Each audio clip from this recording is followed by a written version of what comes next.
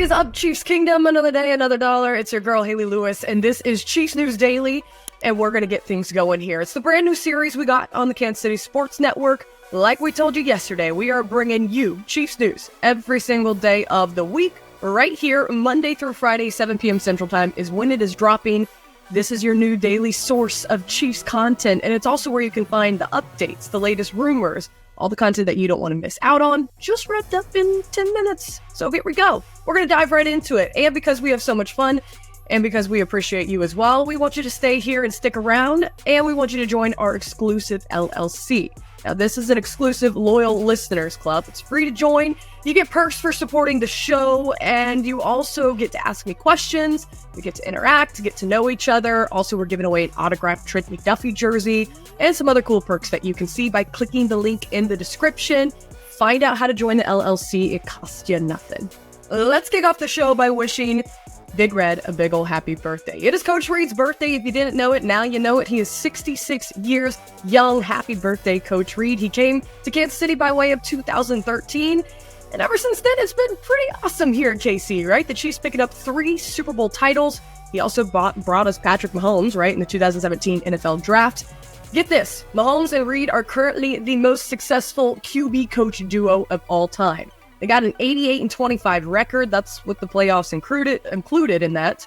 They got a winning percentage of .779. That puts them ahead of Bill Belichick and Tom Brady and Vince Lombardi and Bart Starr, according to the New York Post. So good stuff coming from Coach Reid and Patrick Mahomes. Also, Coach Reid is one of the winningest coaches in the NFL to this date. Big Red has won 284 games, moving him to 4th all time. He's also the only head coach in NFL history who has won 100 games with 2 franchises, of course, Philly and Kansas City. So it's safe to say that we are lucky to have Coach Reid here in KC. If you see him, I don't know how you would do that, but if you are on Twitter, wish the man a happy birthday. Let him know he deserves all the cheeseburgers in the world. Coach Reid, we're happy for you here at KC. Enjoy your day. And the Sneed saga is continuing. Let's break it all down and explain to you exactly what you need to know. It is no longer the Chris Jones drama. It is now the Sneed saga. Will he stay or will he go? That's what everyone really wants to know. So here is the latest update. This, of course, all coming from our KCSN host, Josh Briscoe. His latest article, you can find it on arrowheadreport.com. Let's break it down chronologically, okay? Monday, the Colts were all the talk, right? The reports coming out saying that Sneed would be signing with Indy, and then others saying that that just wasn't the case. So today, we've gotten a little more clarification, and we want to recap it for you. Diana Rossini of The Athletic joined the Athletic Football Show to discuss why the potential Sneed trades kind of stalled out. Here's what she said, and quote, "Well, I had my tweet up, ready to go, because I really thought it was going to get done last week," Rossini said. The Tennessee Titans and the Indianapolis Colts were really close on getting deals done. This was, of course, before the Calvin Ridley move that was made by Tennessee. I don't think all trade talks are dead involving Sneed now with Kansas City. Do I believe that it's going to be Tennessee? I think chances are obviously smaller now. Being able to pay Sneed on a new contract because he does want a new deal, obviously, and that appears to be the holdup of trying to iron that out. So the conversations are going to continue, and I do think if there is going to be more movement, we're going to see it a little bit closer to the draft. Now, later on Monday, Stephen Holder, Colts and NFL reporter from ESPN, decided to chime in. He says, "Okay, I'll bite. Here is what happened. The Colts were talking with Danielle Hunter and contemplating the Sneed trade early last week. When neither materialized, they moved on to their original plan, re-signing their own players, over $200 million total in contracts. Then another national reporter decided to jump in on this. We got Adam Schefter joining the Pat McAfee show on Monday.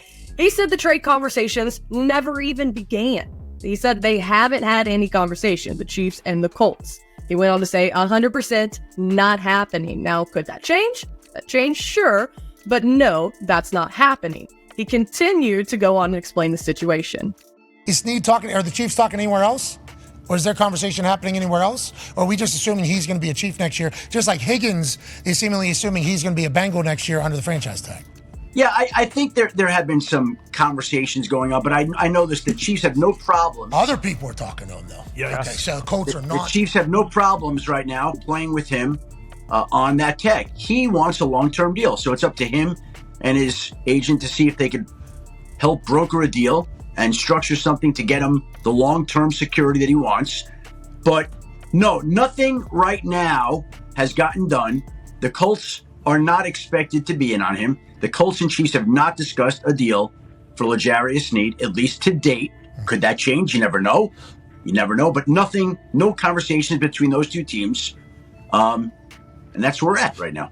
And then another report on the local level. Carrington Harrison tweeted out a report about Sneed saying this: a couple things I can report/confirm regarding L'Jarius Sneed. No team has made a second-round offer. Sneed's desire is to become the highest-paid cornerback in the league, and that's been the major holdup.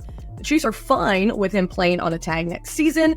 The medicals are concerning. So as of today, this is Tuesday, early afternoon, it looks like Sneed and the Colts are out of the question. If Sneed does play under the tag, it would be $19.8 million. Now, Sneed and the Chiefs have until 4 p.m. Eastern time on July 15th to come to terms on a long-term deal. So let's go ahead and break it down. The top quarterback contracts out there right now to see how realistic Sneed's payday truly is. The highest paid quarterbacks in the NFL on a per-year basis right now are Green Bay Packers' Jair Alexander, $21 million. Cleveland Browns' Denzel Ward, $20.1 million. Miami Dolphins' Jalen Ramsey, $20 million per over the cap. Now, Sneed is now 27, and he's looking to be the highest paid cornerback out there.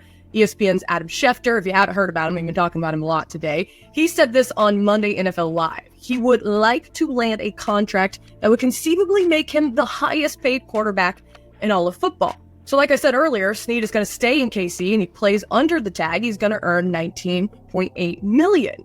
So what has Sneed done in order to earn more than that? Does he deserve the payday? I'm glad you asked, let me tell you. Kansas City selected Sneed in the 4th round in 2020 out of Louisiana Tech. Now in 2022, he had a great year. He recorded 3 interceptions, 3.5 sacks, 11 passes defended, 3 forced fumbles, and 108 tackles in 17 games. The trend continued. In 2023, he posted 2 interceptions, 14 passes defended, 1 fumble recovery, and 78 tackles in 16 games. Now, in the last 2 Super Bowl runs, Sneed posted 5 passes defended, 1 forced fumble, and 34 tackles in 7 games during that span. Does he deserve the payday? Absolutely. Will he get it? Well, that's what remains to be seen. So if you haven't been paying attention to free agency at all, maybe you missed a day, or maybe your brain just can't keep up with all these trades, we got you covered. A lot has happened so far. We want to recap it for you. So let's go through the Chiefs' 2024 free agency thus far. Newest additions, of course, wide receiver Hollywood Brown. If you live under a rock, you wouldn't know about that one. We also got tight end Irv Smith Jr. and their punter Matt Araiza. Now, this just in Hollywood Brown's contract details. They are out via Spot Rack, as you can see them here. 1-year deal, $7 million, $6.5 million guaranteed. $4 million of incentives available, and $1.25 million LTBE incentives. This will be an $8.2 million on the Chiefs' 2024 cap. Back to the free agency roundup. The Chiefs' losses so far in this one: tight end Jody Fortson going to the Dolphins, guard Nick Allegretti going to the Commanders, linebacker Willie Gay to the Saints, and punter Tommy Townsend to the Texans. Now, those are all official moves, but we also got some more free agency rumors developing as well. All right, Chiefs free agent safety Mike Edwards visited with the Colts on Monday, according to ESPN's Field Yates. Now, Edwards is currently unsigned. He stepped up really big this past season when Brian Cook went down with an injury. Edwards recorded 51 tackles. 32 of those were actually solo, an interception, 5 passes defended, and 2 fumble recoveries during 17 games. He had 5 starts in 2023. Also, a few more notable names for Chiefs players who remain unsigned. You got running back Clyde Edwards-Helaire, Super Bowl game-winning touchdown hero Mecole Hardman, Donovan Smith, and as well as defensive end Mike Dana. That's just to name a few.